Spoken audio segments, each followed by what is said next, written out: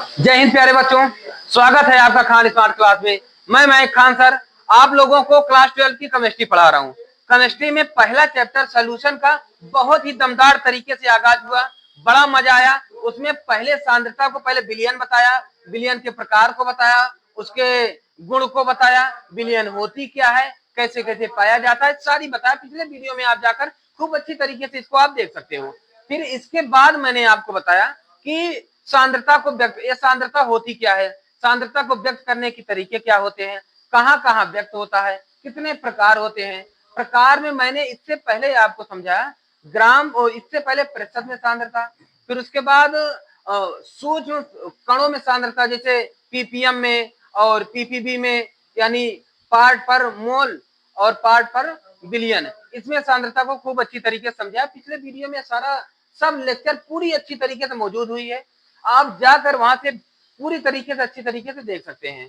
आज हमारा हेडिंग है तीसरा, ग्राम प्रति लीटर में सांद्रता अथवा शक्ति।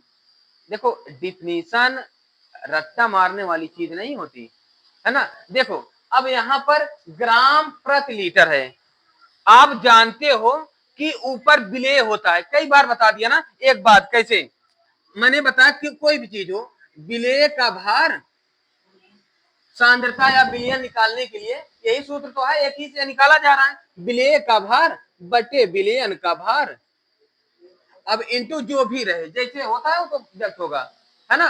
तो अब यहाँ पर ऊपर वाला क्या है, ग्राम, और नीचे वाला क्या है, लीटर, है ना, लीटर है।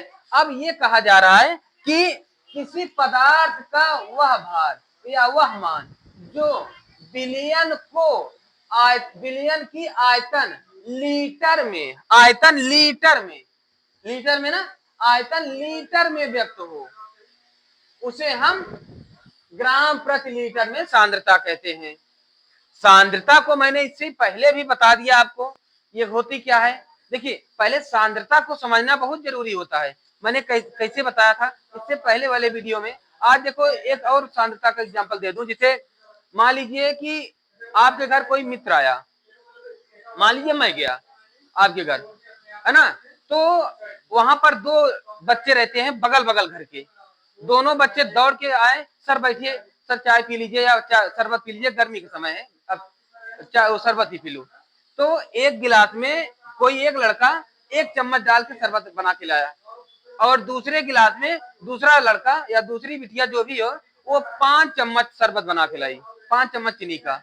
तो इसमें कौन से चीनी का, मान लीजिए इनके एक गिलास एक चम्मच है और इनका 5 चम्मच है, तो किसकी शरबत ज्यादा गाढ़ी होगी,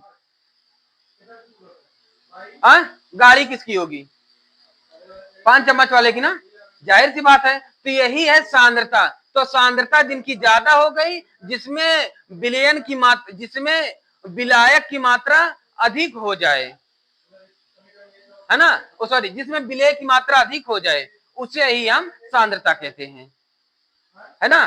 तो इसको खूब अच्छी तरीके से मैंने समझा भी दिया था, क्लियर है।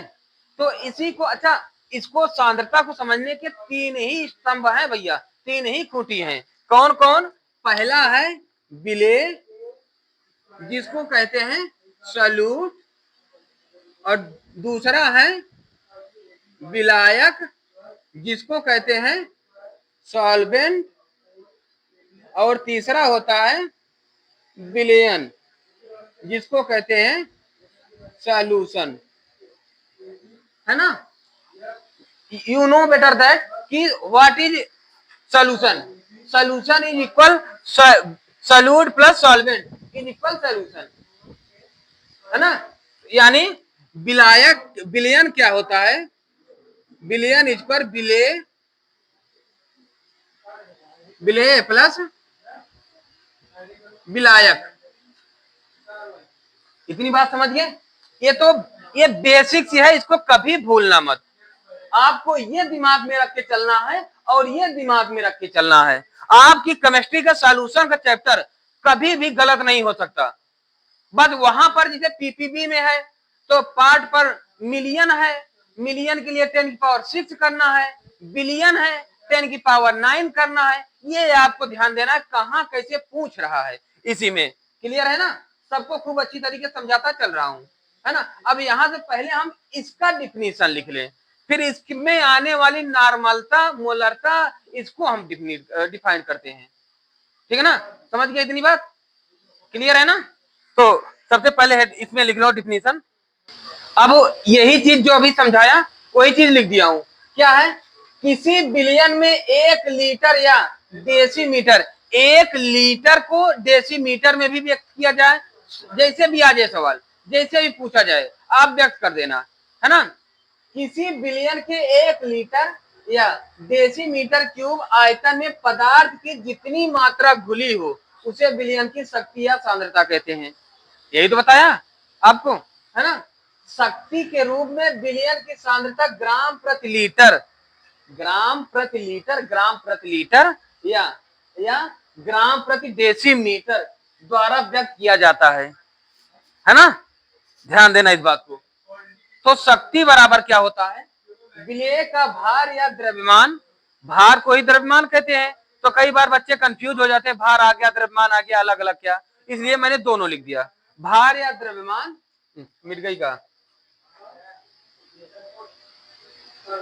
भार या द्रव्यमान ग्राम में बटे बिलियन का आयतन लीटर में, ठीक है ना। यही चीज अगर आपसे पूछ लिया जाए कि ग्राम प्रति लीटर में सांद्रता या शक्ति क्या है, तो पदार्थ का वह भाग, ये वह मान जो बिलियन की आयतन लीटर में व्यक्त हो उसे हम ग्राम प्रति लीटर या शक्ति कहते हैं, बिलियन की शक्ति कहते हैं।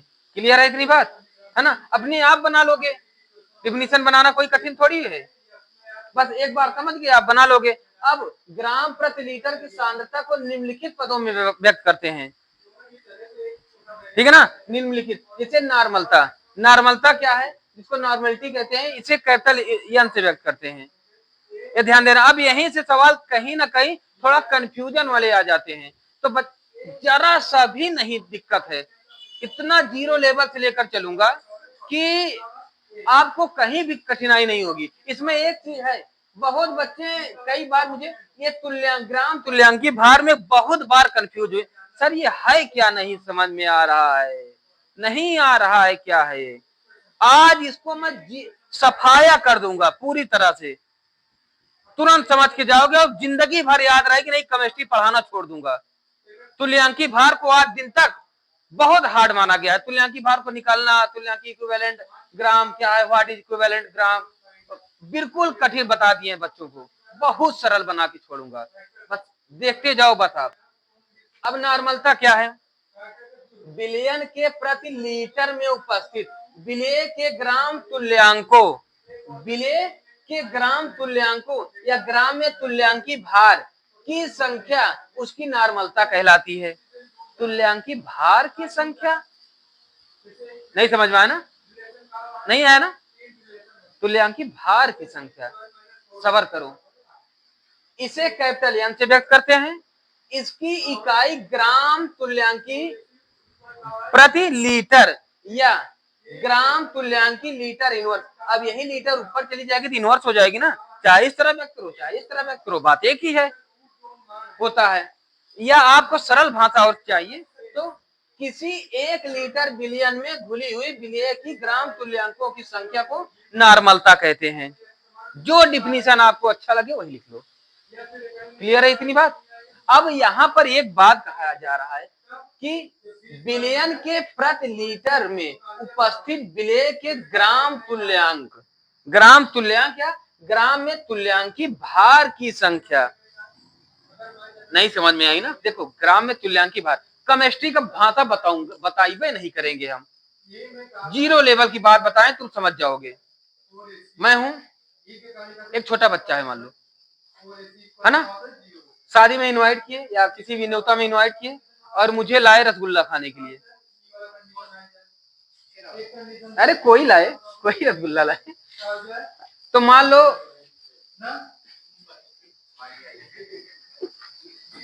अभी खिलाए नहीं, मानी एकदम दुष्ट बच्चे ऐसे होते हैं, देने से पहले वाह वाह मैंने लड्डू खिलाया। तो देखिए मान लीजिए मुझे रसगुल्ला ला कर दिए और एक बच्चा, मैं मेरी क्षमता जो है मान लेते हैं 10 रसगुल्ला खाने की है, तुरंत ऑन स्पॉट तुरंत खाने की क्षमता मान लेते हैं। वैसे वो खाता नहीं, मैं मीठा आई हैड मीठा, लेकिन खाता भी हूँ, ऐसा नहीं है। हाँ, तो अब मेरे साथ जो बच्चा है उसकी क्षमता मान लो 2 रसगुल्ला खाने की है, मैं 10 खा रहा हूँ, मेरी क्षमता है तो, और ये रसगुल्ला 2 खा रहा है, तो ऐसे कितने बच्चों के बराबर मैं अकेले रसगुल्ला खा गया? 5, है ना? 5 बच्चों के बराबर मैं रसगुल्ला अकेले खा गया। वही कह रहा है कि 5, यानी केमिस्ट्री में जितनी बातें आप नोट करोगे, यानी मैं केमिस्ट्री का एक अकेला हूं, तुल्यांक, मैं तुल्यांक हूँ, इक्विवेलेंट हूँ, मैं तुल्यांक हूँ, है ना? सब जितना खाएंगे उतना मैं अकेला वही खाऊंगा, है ना? तुल्यांक ये कह रहा है कि ग्राम में तुल्यांक की भार की संख्या, मतलब जिसकी जो भी वेट होगी उसमें अकेला तुल्यांक की भार ही खा लेगा, वही है। देहाती भाषा समझ में आई? तुल्यांक की भाषा। हाँ, अब इसको लिखित भाषा दे दूं, है ना? इसको समझ गए? तुल्यांकी भाषा, इक्विवेलेंट ग्राम वेट, आपसे कोई पूछेगा बता दोगे सिंपल सी भाषा में, है ना? अब इसका जल्दी स्क्रीनशॉट ले लो। तो पहले मैं तुल्यांकी भाषा लिखूं, उसके बाद देखिए हम नॉर्मलता को सूत्र के साथ समझ लें।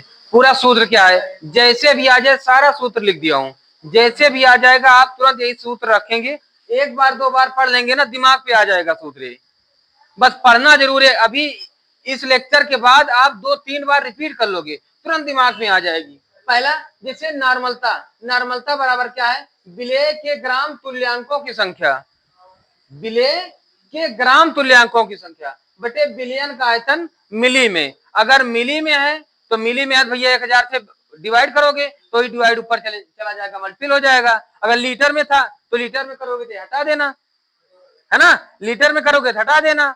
अगर मिली में है तो यहाँ डिवाई 1000 करोगे, है ना? लीटर को 1000 से भाग दोगे ना तो ये 1000 ऊपर चला जाएगा, मल्टीपल हो जाएगा।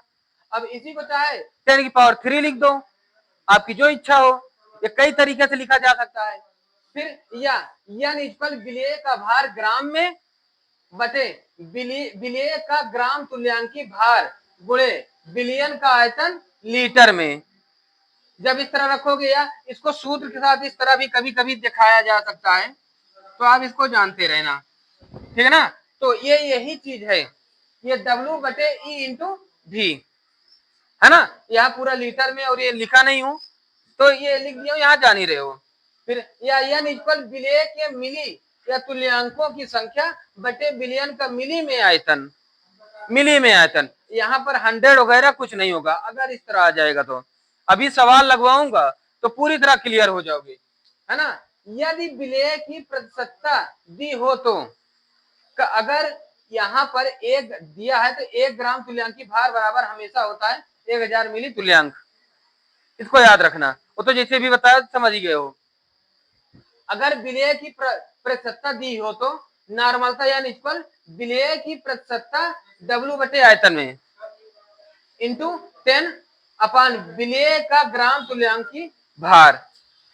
जैसे भी आएगा सवाल उसी तरह लगाएंगे, इतना कॉन्सेप्ट आपके दिमाग में रहना चाहिए। एक चीज और ध्यान देना, नॉर्मलता ताप के साथ परिवर्तित होता है। Normality always change in temperature with temperature, ठीक है ना? हमेशा टेम्परेचर के साथ परिवर्तित होता है। क्लियर है इतनी बात? अब यहाँ पर तुल्यांकी भार को समझना बहुत जरूरी है। मैंने अभी जैसे एग्जांपल दिया आपको कि वो लड्डू वाली बात, यानी कहने का मतलब तुल्यांकी भार का ये होता है कि तुल्यांकी भार एक दिखावे का रूप होता है, कि मतलब हम आप जितना 1000 का सूट खरीदे हो उतना मैं 500 में बनाकर वही सूट में, या आधे से भी कम में, या आधे के दाम से ही मैं वही सूट पहन के घूम रहा हूँ। जैसे फॉर एग्जाम्पल समझो, मान लीजिए 2 महिलाएं, एक ए और एक बी, ये दोनों, किसी का नाम नहीं लूंगा, नहीं पता नहीं किसका नाम आ जाए तो कहेंगे मुझे बदनाम कर रहे हैं। तो एक का नाम ए, एक का नाम बी, दोनों एक साथ गई मार्केट में, मान लीजिए कि सूट खरीदने या साड़ी खरीदने, या मान लीजिए सोना चांदी खरीदने, कुछ भी, सोना ही खरीदने ज्यादा ठीक है, सोना खरीदने गई। अब वहां गई तो पहली महिला ने कहा मुझे भाई अच्छा सोना दिखाइए, भारी भरकम वाला, ए ने कहा। बी ने भी कहा मुझे भी भारी भरकम उतनी बेड का दीजिए, लेकिन मुझे दाम कम रहना चाहिए, और इसको दाम कम से ए वाली को जरूरत नहीं है, ठीक है ना। तो ए वाली मान लेते हैं कि 5 कैरेट सोना ली।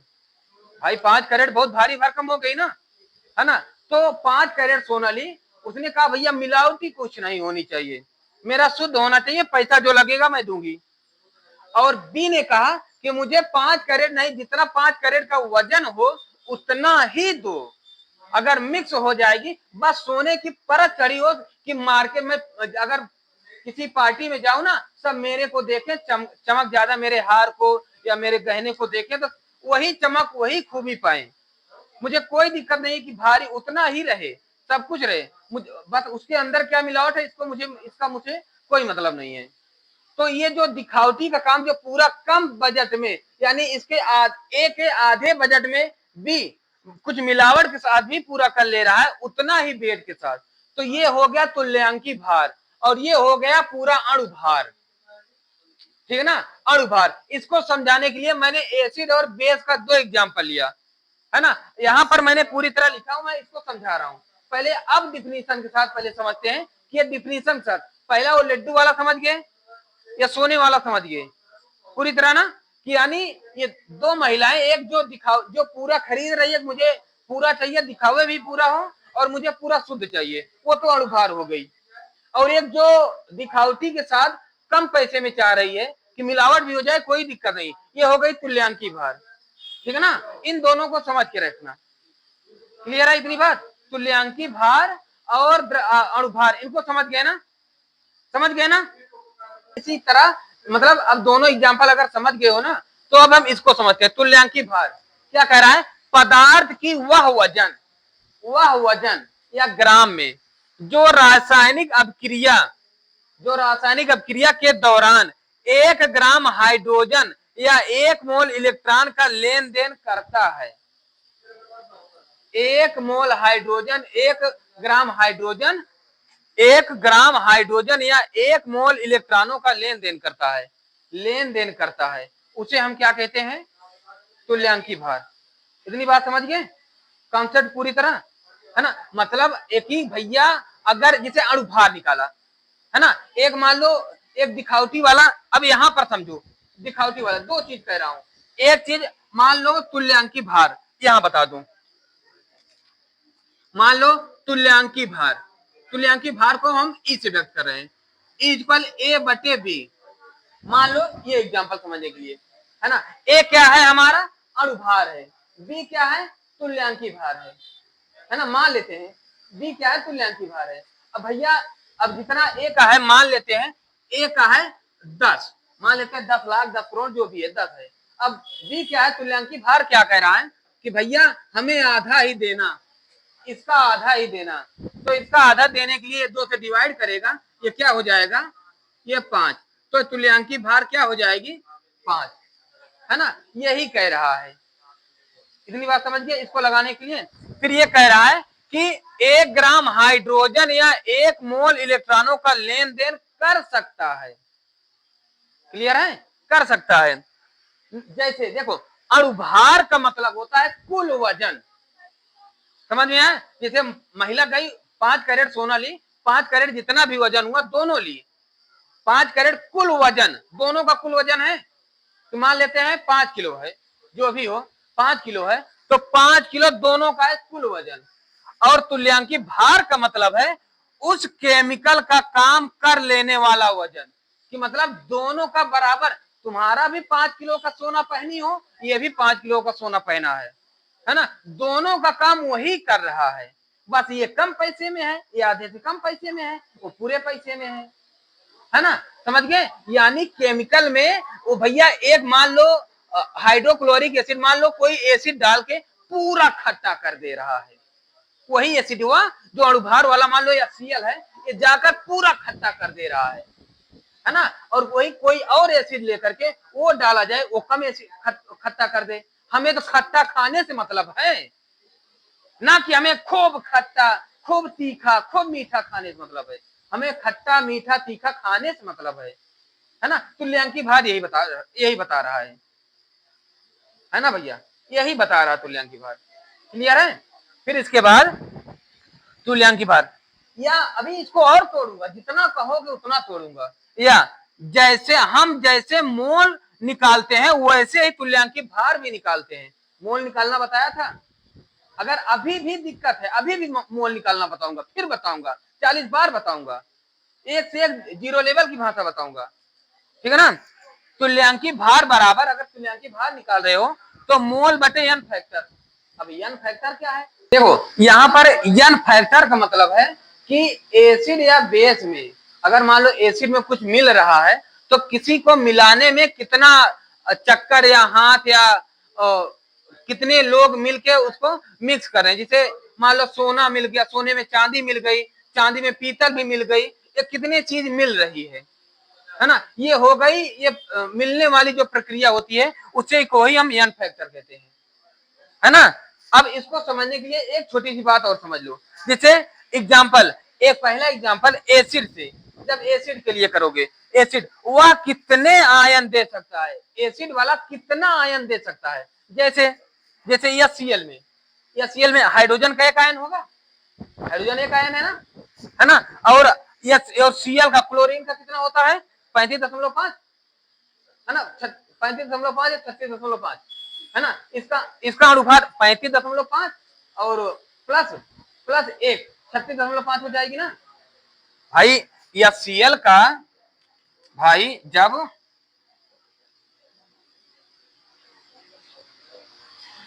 एच सीएल का अनुभार निकालोगे आप तो हाइड्रोजन का एक होता है प्लस क्लोरीन का 35.5, तो इसका अनुभार कितना हो जाएगा, 36.5, है ना।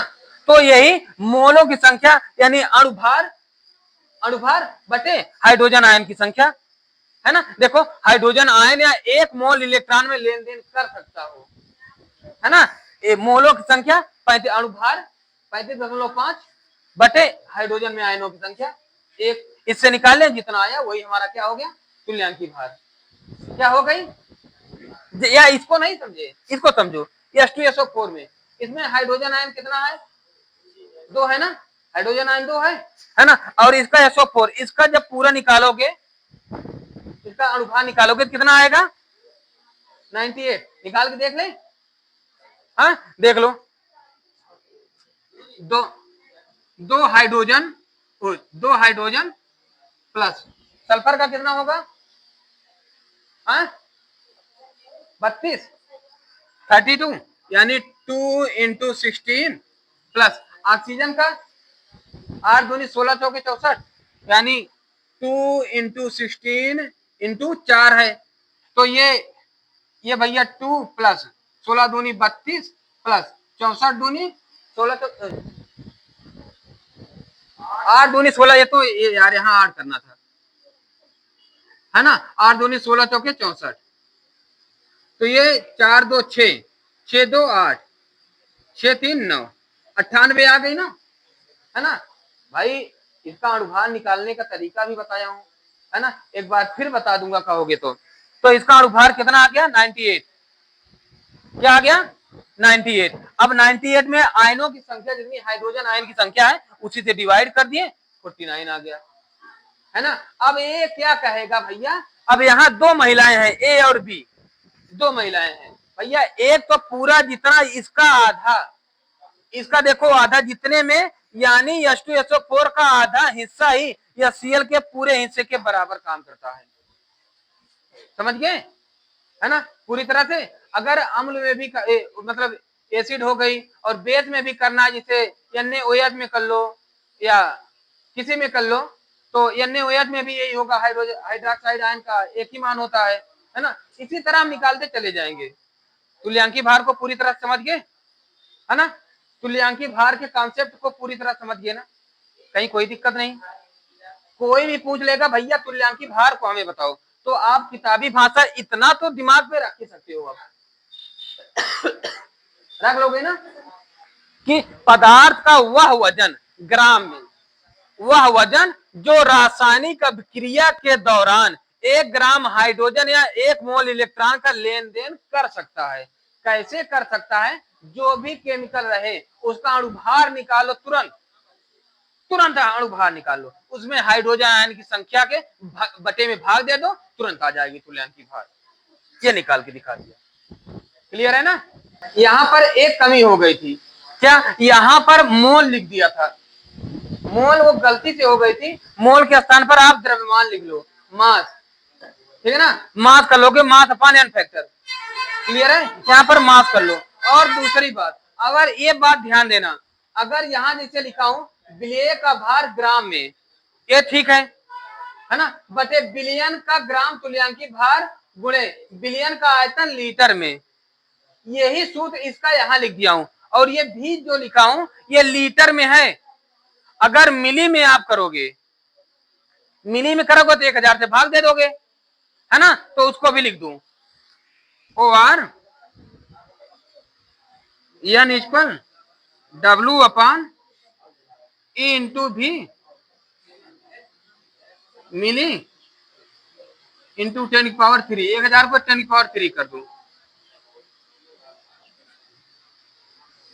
इतनी बात हो गई, बाकी सब ठीक है। इसका जल्दी से स्क्रीनशॉट ले लो तो हम आगे बताएं। अब अगला हमारा क्या है? बिलियन की शक्ति ग्राम लीटर इनवर्स तथा नॉर्मलता में संबंध बहुत महत्वपूर्ण है। ये जान लीजिए, बहुत सवाल आता है इसका।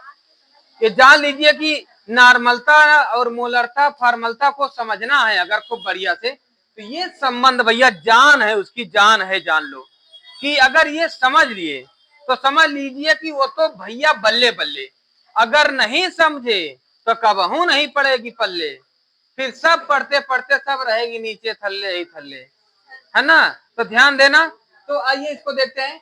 इसकी अगर परिभाषा पूछ लिया जाए कि बिलियन की शक्ति होती क्या है, अपने आप बना सकते हो, कोई भी पूछ ले बिलियन की शक्ति, वहां जो डिफिनीशन अभी लिखवाया उसको भी आप दे सकते हो।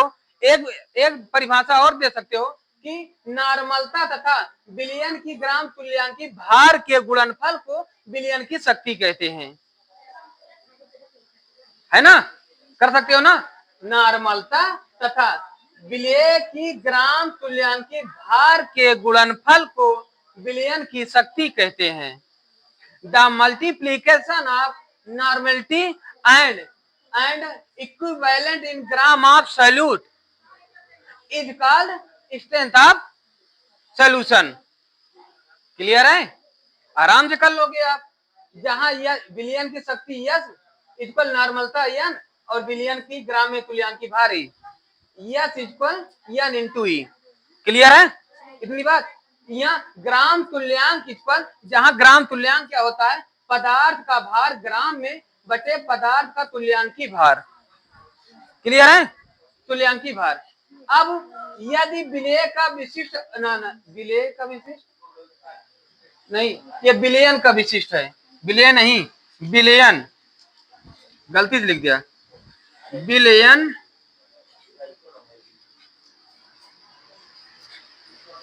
बिलियन का विशिष्ट घनत्व तथा विलेय का द्रव्यमान प्रतिशत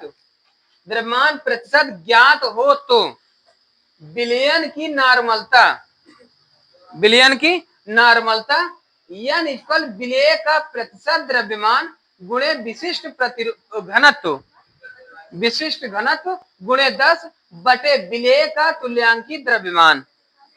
अच्छा, एक बात आपके दिमाग में आ सकता है, क्योंकि यही डिफिनीशन मैंने यहाँ भी लिखा है, यही चीज थोड़ा इसी से जब कुछ और आ जाता है तो यहाँ मैंने पदार्थ का तुल्यांकी भार लिखा है और यहाँ पदार्थ का तुल्यांकी द्रव्यमान लिखा है। तो भाई भार या द्रव्यमान दोनों एक ही तो हैं। अगर आपकी इच्छा हो तो मैं यहाँ पर या तो भार लिख दूं या तो यहाँ द्रव्यमान लिख दूं। बोलो, कर दूं? चलो कहाँ एक हटा दूं, या तो यहां मैं कर दे रहा हूं द्रव्यमान।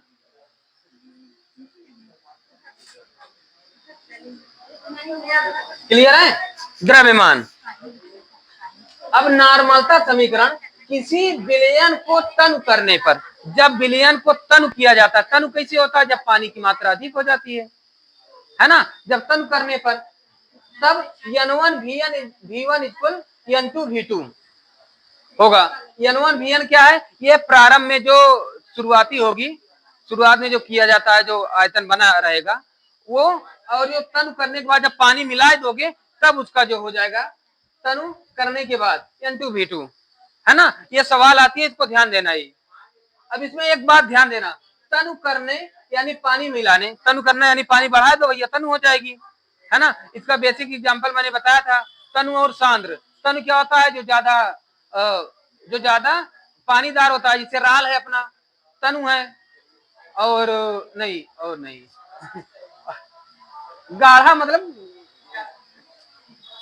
है ना, मतलब, है ना, जैसे आटा हो गया, सानते हो ना, गूंथते हो रोटी बनाने के लिए, तो वो हो गया सांद्र, है ना, जो ज्यादा उसमें पानी की मात्रा कम रहेगी। क्लियर है, ये ज्यादा समझो। पानी मिलाने पर विलेय के ग्राम तुल्यांकों की संख्या नहीं बदलती, केवल आयतन और नॉर्मलता बदलती है। ठीक है ना, आयतन और नॉर्मलता बदलती है। और इसके बाद, इसी के बाद समान विलेय के दो भिन्न भिन्न सांद्रताओं यदि N1 तथा N2 वाले विलयनों के क्रमशः V1 तथा V2 आयतन मिलाने से परिणामी विलयनों की सांद्रता क्या हो जाएगी, परिणामी विलयनों की सांद्रता N equal N1 V1 plus N2 V2 अपान V1 प्लस V2। यदि हम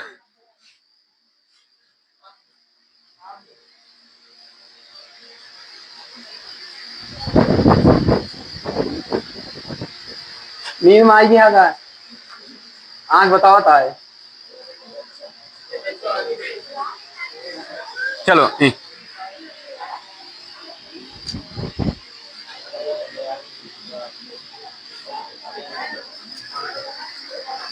देखो, यदि अम्ल यानी एसिड और क्षार को आपस में मिलाया जाए, तो जब दोनों को आपस में मिलाया जाए तब क्या होगा, तो इसकी सांद्रता, इसकी विलयनों की सांद्रता जो होगी N1 V1 ये इन फ्रंट लगभग होगी N2 V2 अपान V1 प्लस V2। भाई इसको कब करेंगे, जब इसका मतलब कब होगा, जहां जो बड़ा होगा, इसे कोई आयतन किसी का बड़ा बताया गया है, जहां जो बड़ा होगा उसमें से छोटे वाले को घटा देंगे और प्रकृति उसी की बचेगी जो ज्यादा होगा। भाई जो ज्यादा होगा जाहिर की बात है वही बचेगी। क्लियर है ना इतनी बात, तो इसका जल्दी से स्क्रीनशॉट ले लो, फिर इसके बाद हम आगे बताएं।